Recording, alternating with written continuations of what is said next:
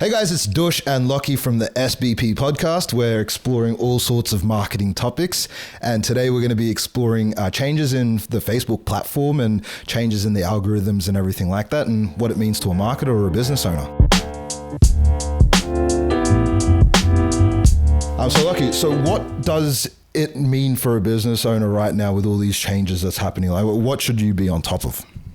Really, I guess, looking at the different changes Facebook is making to the platform and the algorithm behind organic content as well as ads. It's just about keeping on top of them to ensure that your business is getting the most out of your marketing. So if you are using Facebook and you're putting out content, you really want to know what's going to drive the results so that you can ensure you're focusing your efforts on making that type of content and getting the most for those efforts. Facebook actually is putting out a ton of webinars. At the F8 conference, they spoke about the different changes to the platform, as well as they do presentations on the actual algorithm itself. So they're giving you a ton of knowledge about what they're doing on the platform and really trying to make it more accessible for business owners to know what it takes to drive results using their platform. Yeah, so I guess we'll probably be exploring some of those areas a little bit in detail today, but if you really wanted to kind of look into it a lot more, definitely go check out some of those. Yeah, they're putting out a ton of resources. resources. So it's not like it's hard to find these. Before, some people thought it was some sort of secret around the algorithm and really had to be in on the knowledge. But yeah, they're putting it out to everybody. So really just get onto some of the Facebook channels and start following those changes. I guess there's no secret recipes in marketing anymore. It's all the information's out there. It's about implementing and adding value. So anyways, moving on, what are some of these recent changes that we should be aligning with? I know like I've just been playing around with some of this stuff, but like the Facebook's got a whole big push on live video, and they've even enabled you to be able to share your screen. So that typical idea of webinars and bringing people in and engaging them there, Facebook's kind of created the tools to help you do that a bit. I know you were exploring some things as well. What were those? Yeah, definitely. So more tools is, I guess, what you're getting down to is more tools for businesses. One of the big changes I noticed recently is in Messenger. So they've created a lot more, I guess, friendly tools for people to use on ads, whether it be for creating leads or starting a conversation. So even in Messenger itself, they've now allowed you to change the image of the admin who's responding to those messages, and I guess personalize a bit of that experience, as well as they've brought in an appointment setting function into Messenger. So yeah, people can go straight in there and book an appointment, select the time and date and everything like that. So they're just trying to, I guess, open up that interaction with business and then allow people to do those different type of touch points. Yeah, I guess because I'm a huge fan of HubSpot as well, and HubSpot's got a whole bunch of tools around chat bots and just client relationship management, I guess, right? And I guess what Facebook's come in and started solving is that client relationship element as well, not just advertising and marketing. And for us, it's about leveraging some of those tools because the conversational part it becomes a lot more easier with our customers, right? Yeah, definitely. And that's actually something big that Facebook's focusing on is conversations, engagement. They're looking for authentic relationships on the platform, and that was actually a big change that they've made to the platform as well. Is they're killing off a lot of what they call sharing schemes. So they're pages where they're purely based on sharing other people's videos or viral memes and looking to, I guess, ride the wave of other people's content creation efforts. And they're really, I guess, bringing it back to the content creators, rewarding them. And I guess that's a more authentic relationship is what they're looking for. So rather than just being someone who can be on top of what's trending and share it out there, you really have to start creating original content. Yeah. I guess Facebook is just simply supporting people that are creating organic, original, meaningful content, right? Yeah, exactly. And it's not just the content creators. So Facebook's trying to bring the platform back to relationships.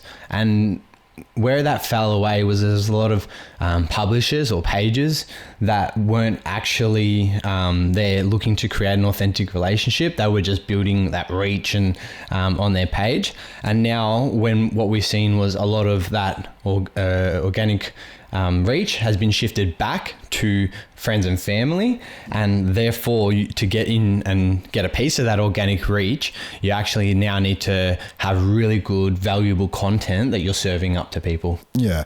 And I guess the other thing to keep in mind is Facebook at the end of the day is a pretty big marketing and advertising tool. And the way they see it is you still need to pay to play at some point, right? It's not just about complete organic reach. So I guess the idea for a business is to create really good, organic, genuine content that adds a ton of value to your audience and everything like that. But then it's taking that extra step about putting some ad dollars behind that. And it's kind of like putting where your mouth is, right? And then actually, if you believe in your content and everything, push it out a bit more, right? Yeah, exactly. We are finding, obviously, that it is taking more ad dollars than previously to get that reach, and it just comes down to that space, for that organic space, is highly contested, and to get a piece of it, you either have to be really putting out really valuable content or willing to pay to get your content out there. And there's a number of, I guess, different changes that they've made, including watching the type of content even advertisers are putting out. So we know that video has been a massive trending one over the last couple of years, and that's something that Facebook's kind of looked at as well, is that even our advertisers who are paying, how can we ensure that they're being more relevant to those in the timeline? So that's where video became really popular, because everybody was picking up on video. The advertisers who were using it were preferred by Facebook, and Facebook was, I guess, rewarding them for that. Yeah. So I guess moving forward, it's just continue looking for those things that audiences love and keep feeding them with it, right? So what does all this mean in moving forward to a business? What are some action items, I guess, they can take away from all these things that we're exploring right now and all these changes that Facebook's going through? Well, there's a number of things, I guess, in a mantra for your business that you could kind of follow in terms of how you approach Facebook marketing and content on Facebook.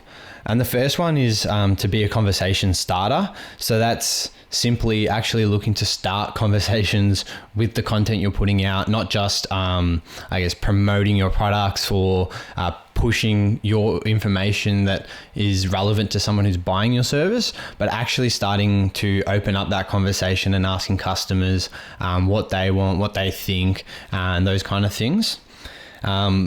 And focusing on the audience again, like as I just mentioned, putting it out to them. It's all about your customers and having that authentic relationship. So a lot of the actual algorithm changes that Facebook's made recently have been to people who are coming back and returning to pieces of content, comments. So overall engagement on an actual piece of content is what they're valuing. Before it was likes and all those kind of things that got a lot of reach, but these days it's actually more on the other engagement metrics that show that somebody is actually enjoying that piece or coming back to it over and over.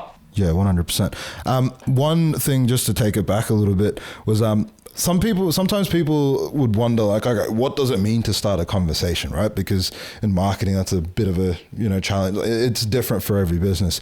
So just to quickly explore that a little bit more, I think an easy approach for anyone to take is in any sales related conversations that you're having with customers, look at the challenges and problems and questions and everything like that they're asking you there, and create content around that. That is what you can start a conversation with. So, when we were exploring real estate a couple of weeks ago, and, the conversation starters are what's interesting, what the lifestyle and what living like in a certain area could look look like? And then, if you take it into a different industry, it might be, adventures in, tourism or something like that. And even then it's looking at, all right, cool, what problems can we start solving with our tourism business for families? Maybe it's families spending more time together. Maybe it's people retiring, whatever it is. You can start conversations with content by answering some of those questions and everything like that, correct? Yeah, definitely. And I guess after you've answered those conversations, answer those questions and started those conversations, you've taken that step past being, I guess, just clickbait content, and you've genuinely created that relationship with the audience. So that's really what Facebook's trying to push, is stop people from just being these sharing centers and actually starting to create content that starts to create relationships, and it's just more an authentic experience for users of the platform. Yeah, 100%. And something you obviously want to be doing is measuring how all this is working for you, and what that means to your business, what you can change and everything like that. But if I was to share, if there was a bit of a secret recipe or a secret ingredient to all of this, I think one big thing to remember is that, hey, look, starting a conversation is really good. And that conversation could equal more equity into your business as far as, the audience you're in front of and everything like that. But a big thing that people might forget to do is to actually leave a bit of a brand impression with all that content, and actually look at how that could mean a bit of business down the track. It's not the first priority, but it certainly, I believe, is something that some brands will forget to do. They start an awesome conversation, but by the end of that experience that an audience goes through, they don't know what brand left that impression on them. And I think that's something to probably also consider in all of this, because you do want that to convert into business at some point, right? Yeah, definitely. I mean, there's a couple of sides of it. There's the recognition for you of being that content creator. And then there's a deeper level where it's, do they actually recall you for being that content creator? Because sometimes people will actually recall the information that they learned in that piece of content, but they might not associate that with your brand. And it really, there's a good side of things where you have created a good experience, but then there's the downside of, well, your brand's not actually the one who's recognized as the one who provided that. So it is really, I guess, a tussle in not trying to be too over the top and push your brand and be flashing it everywhere, and at the same time ensuring that it is getting into those right places so people are recognizing you. Yeah, 100%. But yeah, I think as far as Facebook algorithms and changes and what people need to know, I think we explored some good things just then. If you did want to explore these topics in marketing a little bit more, definitely check out our ebook, The No Bullshit Guide to Digital Marketing. And also, we're making a ton of these videos every week, so definitely tune into the next vlog next time. Thanks for tuning in, guys.